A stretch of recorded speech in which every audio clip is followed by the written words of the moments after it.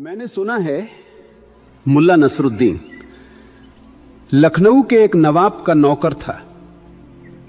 शुरुआत तो छोटी सी नौकरी से हुई थी, लेकिन कुशल आदमी, चमचागिरी में कुशल, जल्दी ही नवाब के बहुत अंतरंग लोगों में हो गया। चमचे का अर्थ होता है झूठ बोलने में कुशल। चमचे का अर्थ होता है झूठ की कला में पारंगत। चमचे का अर्थ होता है अंधे को नैनसुख कहे या अंधे को प्रज्ञाचक्षु कहे। चमचे का अर्थ होता है कुरूप को सौंदर्य की गरिमा दे, महिमा दे, गीत गाए। जो गालियों के भी योग्य नहीं है उसके लिए गीत गाए। मुल्ला जल्दी ही सीढ़ियां चढ़ा, बहुत जल्दी नवाब का सबसे अंतरंग मित्र हो गया। ऐसा अंतरंग कि नवाब उसके बिना उठे नहीं, बैठे नहीं। ऐसा अंतरंग कि रात सोए भी नवाब तो मुल्ला भी उसी कमरे में सोए। एक दिन दोनों खाना खाने बैठे। नवाब को सब्जी बहुत पसंद आई। भिंडी की सब्जी बनी थी, नई नई ताजी ताजी भिंडियां आई थी। नवाब ने कहा मुल्ला से, भिंडी की सब्जी भी बड़ी गजब की चीज है। मुल्ला ने कहा, क्यों ना हो। भिंडी के संबंध में तो शास्त्रों में ऐसे ऐसे उल्लेख हैं कि अमृत है भिंडी, 1000 रोगों की एक दवा है भिंडी, बूढ़ा खाए तो जवान हो जाए। कहानियां तो यहां तक हैं कि मुर्दों ने खाई तो जिंदा हो गए। जितना झूठ बोल सकता था भिंडी के संबंध में बोला। रसोइये ने भी सुन लिया और नवाब ने भी माना। अब रसोइया रोज भिंडी बनाने लगा। एक दिन भिंडी हो तो चल जाए, दूसरे दिन भी खा ली जाए, तीसरे दिन मुश्किल होने लगे।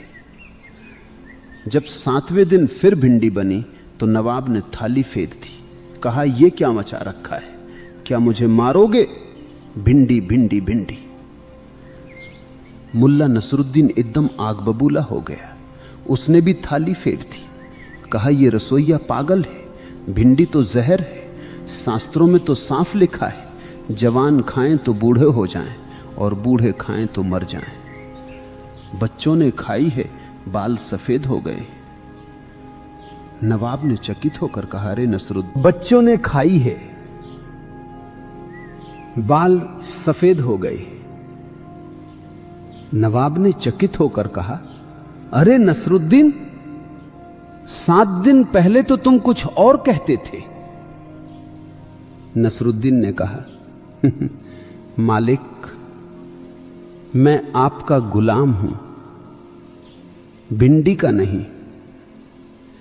मैं तनख्वाह आपसे पाता हूं, भिंडी से नहीं। भिंडी से मुझे क्या लेना देना है? आप जिसमें खुश, मैं उसमें खुश। वो इत्र की गली में लगी भीड़ तो चकित हो गई। निश्चित ही जिसको मछली में सुगंध आती हो उसको इत्र में दुर्गंध आएगी। जो झूठ के साथ बहुत दोस्ती बना ले, और हमने कितने झूठों के साथ दोस्ती बना ली है। बचपन से ही हमें झूठ पिलाए जा रहे हैं। दूध में, मां के दूध में हमें झूठ पिलाए जा रहे हैं। तुम जब पैदा होते हो हिंदू नहीं होते, मुसलमान नहीं होते, ईसाई नहीं होते, जैन नहीं होते, मगर एक झूठ पिलाया जाता है कि तुम जैन हो, कि तुम हिंदू हो, कि तुम ईसाई हो। फिर झूठों पर झूठ कि जैन भी तुम दिगंबर नहीं हो, श्वेतांबर हो। फिर झूठों पर झूठ कि श्वेतांबर भी तुम स्थानकवासी नहीं हो, तेरापंथी हो, कि तुम भारत की पुण्य भूमि में पैदा हुए हो, जैसे बाकी सारी भूमियां पाप भूमि है। लेकिन भूमि इकट्ठी है, बंटी हुई नहीं है कहीं, कोई रेखा नहीं है भूमि पर। 1947 के पहले लाहौर पुण्य भूमि थी, कराची भी, ढाका भी। अब पुण्य भूमि नहीं रही, क्योंकि नक्शे पर पाकिस्तान अलग हो गया। पुण्य भूमि कहां है? ये सारी पृथ्वी या तो पुण्य भूमि है या फिर कोई भूमि पुण्य भूमि नहीं है। मगर झूठ जर्मनों को समझाया जा रहा है, तुम ही श्रेष्ठ जाति हो, जगत पर राज्य करने को तुम ही पैदा हुए हो। जर्मन जैसी बुद्धिमान जाति को भी एडॉल्फ हिटलर जैसा जड़बुद्धि आदमी मूर बना सका। क्यों? क्योंकि उसने ऐसा झूठ बोला जो सबके मन भाया। उसने ऐसा झूठ बोला जिसको कोई इनकार न कर पाया। उसने कहा तुम आर्य हो, शुद्ध आर्य तुम ही पैदा हुए हो दुनिया पर राज्य करने को। कौन इनकार करे? अगर कोई तुमसे यह कहे कि तुम शुद्ध आर्य हो, बस तुम ही हो शुद्ध, बाकी सारा जगत अशुद्ध है। जग के उद्धार की आशा तुम पर टिकी है। तो मन भले ही पहले कहे कि यह झूठ है, लेकिन धीरे धीरे मान लेने को तैयार हो जाएगा। और जब पूरी जाति को यह बात कही जाती है तो झूठ का जहर बड़े जोर से फैलता है। भीड़ मानने लगती है, और जब भीड़ मानने लगती है तो समझदार से समझदार लोग भी मानने लगते हैं। जर्मनी का सबसे बड़ा विचारक मार्टिन हाइडेगर, जो इस सदी के बड़े से बड़े विचारकों में एक है, उसने भी एडॉल्फ हिटलर को स्वीकार कर लिया। क्यों? क्योंकि चाहे कितने ही बड़े तुम विचारक क्यों न हो, तुम्हारे भीतर वही झूठ बैठे हुए हैं जो सबके भीतर बैठे हुए हैं। और जब तुम्हारे अहंकार को कोई फुसलाता है और फुग्गे की तरह फुलाता है तो तुम एकदम राजी हो जाते हो। जर्मन जाति राजी हो गई कि दुनिया पर राज्य करने को पैदा हुए, राज्य करके रहेंगे। ये ईश्वर ने हमारे ऊपर विशेष जिम्मेवारी दी है, उत्तरदायित्व है हमारा। यहूदी सदा से मानते रहे हैं कि वे ही ईश्वर के चुने हुए लोग हैं। इस झूठी बात के मानने के कारण सदियों सदियों सताए गए, मगर वे छोड़ते नहीं। जितने सताए गए उतने ही उन्होंने जोर से इस बात को पकड़ लिया है, क्योंकि जितने सताए गए उतना उनको भरोसा आया कि जरूर हम ईश्वर के चुने हुए आदमी हैं। क्योंकि कहा है उनके पुराने शास्त्रों में कि ईश्वर जिसे चुनता है उसे बहुत कठिनाइयों से गुजरकर परीक्षा देनी पड़ती है। उसके लिए बड़ी चुनौतियां आती, अग्नि परीक्षाएं आती। एक बूढ़ा यहूदी ईश्वर की प्रार्थना कर रहा था और कह रहा था, हे परमपिता, तेरी हम पर सदा से अनुकंपा है। वर्षों से प्रार्थना करता रहा। एक दिन परमात्मा की आवाज आकाश से गूंजी, तूने इतनी प्रार्थना की, अब कुछ मांग ले। तो उसने कहा, एक ही बात मांगनी, हमें चुने हुए काफी समय हो गया, अब आप किसी और को चुन लो, अब किसी और जाति को चुन लो, अब यहूदियों का पिंड छोड़ो, क्योंकि तुमने हमें क्या चुना। आज 3000 सालों से हम सताए जा रहे हैं। परीक्षा ही परीक्षा ही परीक्षा ही। उत्तीर्ण तो होने का कोई उपाय दिखाई पड़ता नहीं। यहूदियों को ही भ्रांति नहीं, दुनिया के हर आदमी को यह भ्रांति है। आदमियों को छोड़ दो, जानवरों को भी यह भ्रांति है। तुमने कहानी सुनी होगी ईसप की। एक सिंह को एक दिन सुबह सुबह एक लोमड़ी ने शक पैदा करवा दिया। लोमड़ी ने कहा, ऐसा लोग कहते तो हैं कि सिंह राजा है, मगर प्रमाण क्या? वोट लिए हैं लोगों के, अब जमाने गए राजशाही के। यह लोकतंत्र है, फिर से वोट लिया जाना चाहिए। सिंह ने कहा, अभी जाकर पूछ लेता हूं। एक सियार से पूछा। सियार ने कहा, यह भी कोई बात है पूछने की? अरे महाराज, महाराजाधिराज, आप ही सम्राट हैं। एक बिल्ली से पूछा। बिल्ली ने कहा, यह भी कोई पूछने की बात है? यह तो ईश्वर ने ही आपको सम्राट बनाया। सिंह फूलता गया, फूलता गया, पूछता गया, फूलता गया। फिर उसने हाथी से पूछा। हाथी ने उसे अपनी सूंड में लपेटा और फेंक दिया कोई 50 कदम दूर। गिरा जमीन पर, हड्डी पसली टूट गई।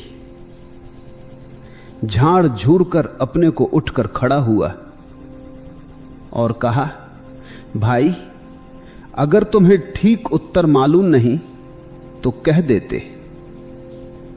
इतनी उठापटक की क्या जरूरत थी? साफ कह देते कि मुझे उत्तर मालूम नहीं। मैंने सुना है एक हाथी सुबह सुबह, सर्दी के दिन है, धूप ले रहा है। एक चूहा भी अपनी पोल से निकल आया, वो भी हाथी के पास खड़ा होकर धूप ले रहा है। चाहता है कि हाथी का ध्यान उसकी तरफ जाए, लेकिन हाथी का ध्यान नहीं जा रहा, तो काफी चें-चें करता है, घूमता है, चारों तरफ चक्कर मारता है, जितना भी प्रचार कर सकता है करता है। आखिर हाथी को ख्याल में आता है कोई चें-चें, कोई पैर में चोंच भी मार रहा है। तो उसने नीचे देखा, बड़े गौर से देखा, छोटी छोटी आंखें हाथी की। देखा एक चूहा जरा सा, सर्दी का समय है, फुर्सत का वक्त है, धूप लेने का समय है, कोई अड़चन नहीं है। हाथी ने कहा, मेरे भाई, तुम भी हो क्या इतने छोटे? मैंने तो कभी सोचा भी नहीं, सपने में भी नहीं देखा कि इतना छोटा भी प्राणी होता है। चूहा अकड़ कर खड़ा हो गया। उसने कहा, छोटा नहीं हूं, असल में मैं 3 महीने से बीमार हूं। आदमी को ही नहीं, जानवरों को भी भ्रांति होती है। भारत पुण्य भूमि, कि यहां ऋषि मुनियों का देश, कि हिंदू धर्म महान धर्म, कि इस्लाम धर्म महान धर्म, कि ईसाईयत ही अकेला धर्म है जिससे स्वर्ग का द्वार खुलेगा। जो ईसाई है वे ही केवल प्रवेश पा सकेंगे, बाकी सब नरक में सड़ेंगे। ऐसे फिर झूठों पर झूठ समझाए जाते। रूस में एक तरह के झूठ समझाए जाते कि कम्युनिज्म एकमात्र भविष्य है, और अमेरिका में दूसरे झूठ समझाए जाते। भारत में तीसरे झूठ समझाए जाते, मगर इससे कुछ फर्क नहीं पड़ता। झूठ कोई भी हो, झूठ ही है, और झूठ सब तुम्हें फुलाते हैं, झूठ सब तुम्हारी मालिश करते, झूठ तुम्हारे अहंकार को पुष्ट करते। इसलिए झूठ को स्वीकार कर लेना मुकेश आसान है। आसान क्या, सुखद है, प्रीतिकर है। सत्य को स्वीकार करने के लिए साहस चाहिए। सत्य को स्वीकार करने के लिए साहस ही नहीं, दुस्साहस चाहिए। सत्य को स्वीकार करने के लिए जोखिम उठाने की हिम्मत चाहिए। इसलिए सत्य के सामने कोई झुकता नहीं, झुकना पड़ेगा। झुकना कौन चाहता है? कोई नहीं झुकना चाहता। सत्य के सामने झुकने को जो राजी है वही धार्मिक व्यक्ति है। मैं उसी को सन्यासी कहता हूं। लेकिन सत्य के सामने वही झुक सकता है जिसके भीतर ध्यान की किरण उतरी हो और जिसने देखा हो कि मैं तो हूं ही नहीं, बस उस न होने में ही झुकना है। झुकना कोई कृत्य नहीं है, झुकना तुम्हारा कोई संकल्प नहीं है। अगर कृत्य है, अगर संकल्प है, तो कर्ता फिर निर्मित हो जाएगा, फिर अहंकार बन जाएगा। तुम्हारे भीतर एक नया अहंकार पैदा हो जाएगा कि देखो मैं कितना विनम्र हूं, कैसा झुक जाता हूं, जगह जगह झुक जाता हूं। मुझसे ज्यादा विनम्र कोई भी नहीं। 4 आदमियों ने तय किया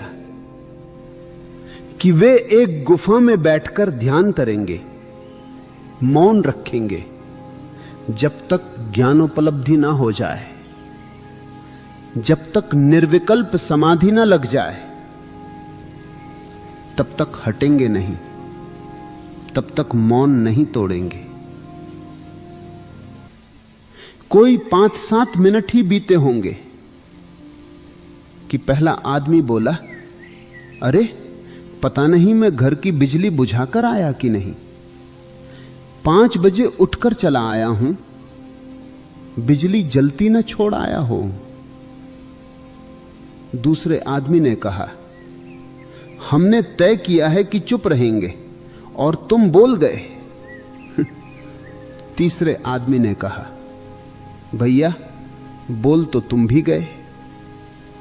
चौथे आदमी ने कहा, हम ही भले जो अब तक नहीं बोले।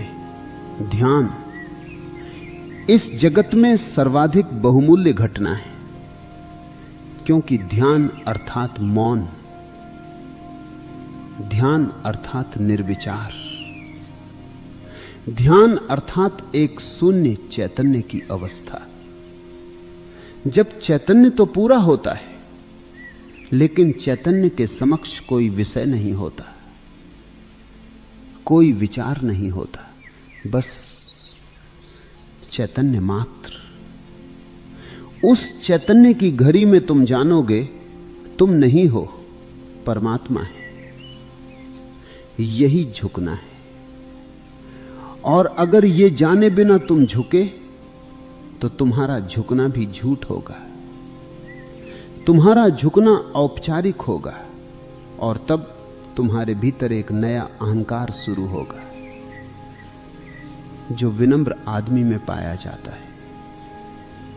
मैंने सुना है जीवन की ये महत्वपूर्ण बातों में एक बात है जो ठीक से समझ लेना, कि अहंकार के रास्ते इतने सूक्ष्म हैं कि अगर तुम बहुत जागरूक नहीं हो तो अहंकार को एक दरवाजे से तुम बाहर निकालोगे, वो दूसरे दरवाजे से भीतर आ जाएगा।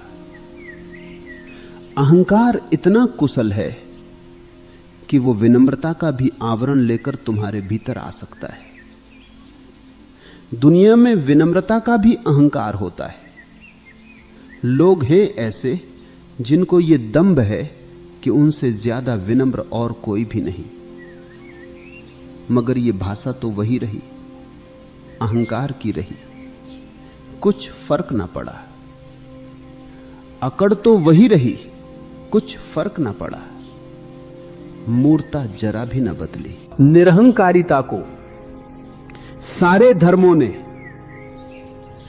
बड़ा मौलिक गुण माना है, लेकिन ख्याल रखना, निरहंकारिता को और तुम्हें समझाया जो जाता है वो समझाई जाती है विनम्रता। निरहंकारिता नहीं, अहंकार शून्यता नहीं, बल्कि विनम्रता। भाषा कोश में दोनों का एक ही अर्थ होता है, निरहंकारिता और विनम्रता। भाषा कोश दोनों का एक ही अर्थ करते। भाषा कोशों से बड़ी भ्रांतियां फैलती हैं, क्योंकि भाषा कोश लिखने वाले लोग भाषा जानते होंगे, जीवन नहीं जानते। जीवन की भाषा और है और भाषा का जीवन और है। भाषा तो केवल शब्दों का खेल है, व्याकरण के नियमों का खेल है। जीवन कुछ और ही बात है। न वहां शब्द है, न व्याकरण है। जीवन की भाषा में अगर समझना हो, अगर अस्तित्वगत अनुभव समझना हो, तो विनम्रता अहंकार का एक रूप है। निरहंकारिता नहीं है विनम्रता। इसलिए तुम विनम्र आदमी के चेहरे पर बड़ा दंभ पाओगे, बड़ी अकड़ पाओगे। ऐसे वो हाथ जोड़कर खड़ा होगा, हो सकता है तुम्हारे पैर छुए, हो सकता है तुमसे कहे मैं तो आपकी चरण रज हूं, मगर वो आंख के कोने से देख रहा है कि तुम प्रशंसा करो कि आहा, आप जैसा विनम्र आदमी कोई नहीं देखा। और स्वभावतः जो तुमसे कहेगा कि मैं आपकी चरण रज हूं, आप उसकी प्रशंसा करोगे ही, क्योंकि वो आपके अहंकार को भर रहा है। आप उसके अहंकार को भरो। यही पारस्परिक लेन देन है, यही शिष्टाचार है।